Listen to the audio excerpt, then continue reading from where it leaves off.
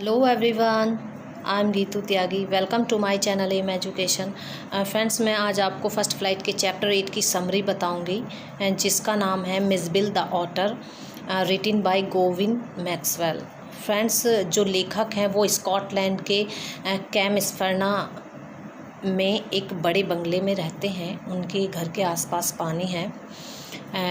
उनके पास एक जानी नाम का कुत्ता था, जो कि अब मर चुका है। वो उनका बहुत प्रिय कुत्ता था। फ्रेंड्स, अब जो लेखक हैं वो बहुत अकेलापन महसूस कर रहे हैं, क्योंकि अब उनके पास कोई भी पेट नहीं है।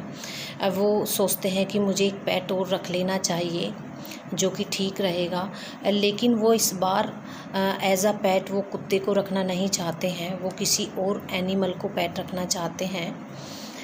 फिर वो 1956 में दक्षिणी इराक चले जाते हैं।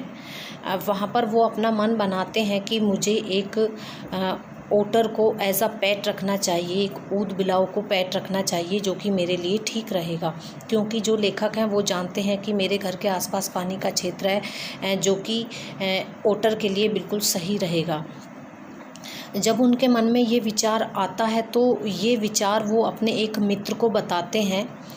जब उनका मित्र ये विचार सुनता है तो वो इससे सहमत हो जाता है।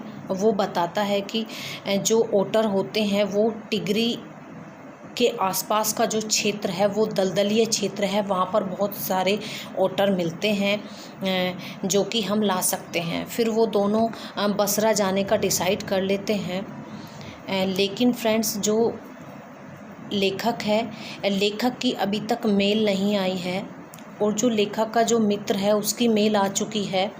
इसीलिए जो लेखक का मित्र है उसे जाना पड़ता है। वो चला जाता है, लेकिन लेखक अभी नहीं गया है क्योंकि उनकी मेल जो है वो लेट हो चुकी है।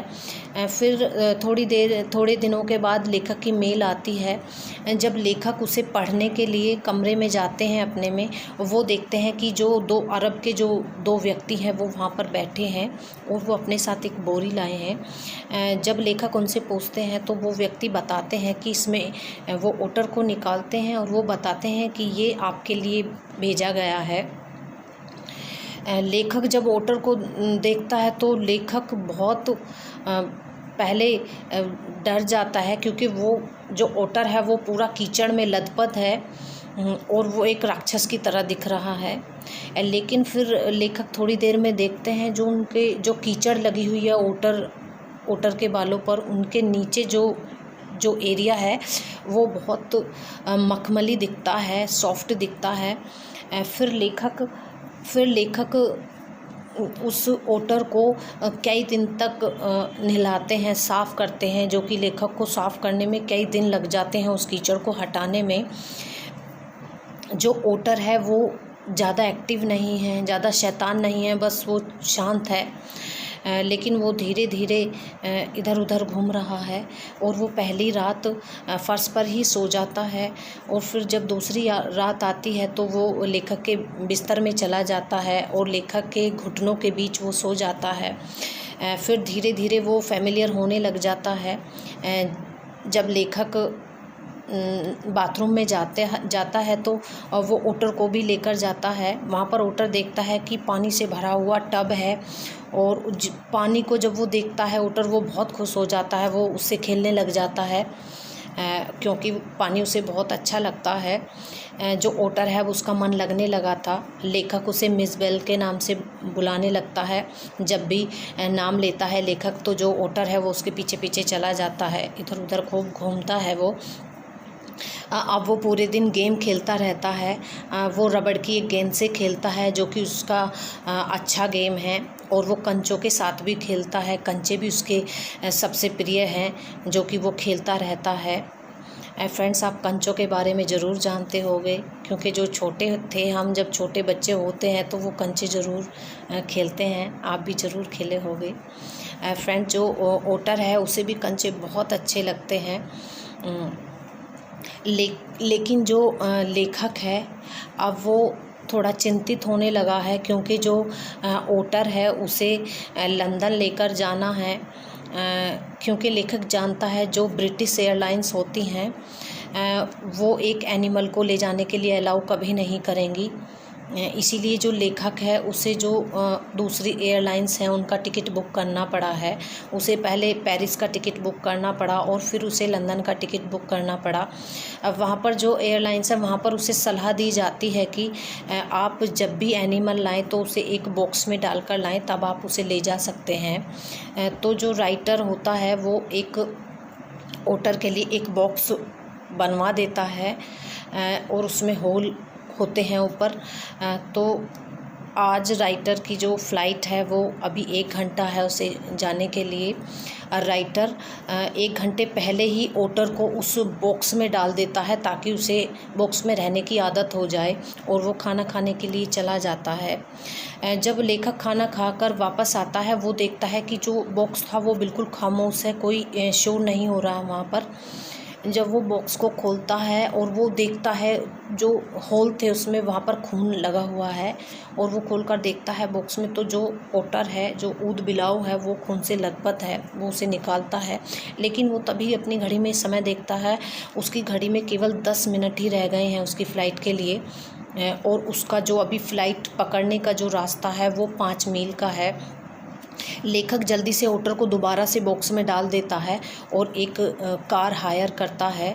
जो कार का ड्राइवर होता है वो बहुत तेज़ कार चलाता है, जिससे कि जो लेखक होता है वो अपनी फ़्लाइट को पकड़ लेता है। वो भागकर बैठ जाता है उसमें और अपने आसपास सीट पर वो अखबार रख देता है और ओटर का जो बॉक्स होता है उसे वहाँ पर रख देता है। जो एयर होस्टेस होती है उस फ़्लाइट की, वो उसके पास आती है जब लेखक के तो लेखक के पास एक रैपर में मछली का भोजन है जो कि ओटर के लिए है, वो होस्टेस को दे देता है। होस्टेस बहुत अच्छी होती है, वो उसकी हेल्प करती है। वो बताती है कि सर आप ये जो बॉक्स है इसे अपने घुटनों पर रख लें। लेकिन जैसे ही वो रखने के लिए अब चलता है लेखक, तभी एकदम निकल के ओटर और फ़्लाइट में इधर उधर घूमने लग जाता है। वहाँ पर जितने सारे व्यक्ति रहते हैं सारे शोर मचाने लगते हैं, छोटे बच्चे चीख मचाने लगते हैं। ओटर इधर उधर घूमता रहता है। एक लेडी होती हैं फ़्लाइट में, वो कहती हैं चूहा चूहा। थोड़ी देर के बाद जो लेखक है वो देखते हैं कि जो ओटर है वो एक भारतीय नागरिक है जो कि मोटा सा है। उसके पैरों के पास वो बैठा है। फिर जो होस्टेस होती है वो लेखक को बताती है कि आप चिंता ना करें, मैं इसे पकड़ लूँगी, आप कृपया अपनी सीट पर जाकर बैठ जाएं। फिर लेखक अपनी सीट पर जाकर बैठ जाता है। तो जो ओटर होता है वो थोड़ी देर के बाद अपने आप ही वहाँ पर आता है और लेखक की गोद में बैठ जाता है। फ्रेंड्स, इस तरह से जो ओटर और लेखक होते हैं वो घर आ जाते हैं। लगभग 1 महीना हो चुका है अब लंदन में रहते हुए वहाँ पर दोनों को। जो ओटर है वो चीज़ों को जान चुका है। उसकी बहुत सारी आदतें ऐसी हैं जो कि बदल चुकी हैं अब, क्योंकि जो लेखक है उसे मॉर्निंग में वॉक कराने ले जाता है और वॉक के साथ साथ वो उसे एक्सरसाइज भी कराता है वहाँ पर, ताकि वो फिट रहे। और जो ओटर है वो जब गली में घूमने के लिए जाता है लेखक के साथ, तो वो ऐसे व्यवहार करता है, इधर उधर घूमता है, चीज़ों को सूंघ कर देखता है जैसे कि छोटे बच्चे करते हैं जब वो घूमने के लिए जाते हैं। ओटर जब रास्ते में जाता है तो वहाँ पर एक प्राइमरी स्कूल पढ़ता है, जिसके पास जब ओटर आता है तो वो कभी दीवार पर चढ़ जाता है, कभी इधर जाता है, कभी चीज़ों को सूंघने लग जाता है। वो बहुत इन्जॉय करते हैं। अब लेखक भी अच्छा महसूस करता है क्योंकि उसे एक पालतू मिल गया है। जो लंदन के लोग हैं उन्होंने कभी भी एक ऊदबिलाव को नहीं देखा था। वो लेखक से बहुत सारे क्वेश्चन पूछते हैं और वो अनुमान लगाते हैं कि ये कौन सा जानवर है। वो कहते हैं कि ये रीछ का बच्चा है, या ये एक बीवर है, या फिर ये एक तेंदुए का बच्चा है। लेकिन फ्रेंड, जो सही अनुमान होता है वो कोई भी लंदन का जो व्यक्ति होता है वो नहीं लगा पाता है कि ये एक ओटर है, ये एक ऊदबिलाव है। फ्रेंड, जो हमारी समरी है वो यहीं पर फिनिश हो जाती है। आपको मेरी ये वीडियो कैसी लगी आप मुझे ज़रूर बताएं। फ्रेंड्स, मेरी वीडियो को लाइक और शेयर करें, और जिन्होंने अभी तक मेरे चैनल को सब्सक्राइब नहीं किया है प्लीज़ सब्सक्राइब करें। Thank you so much.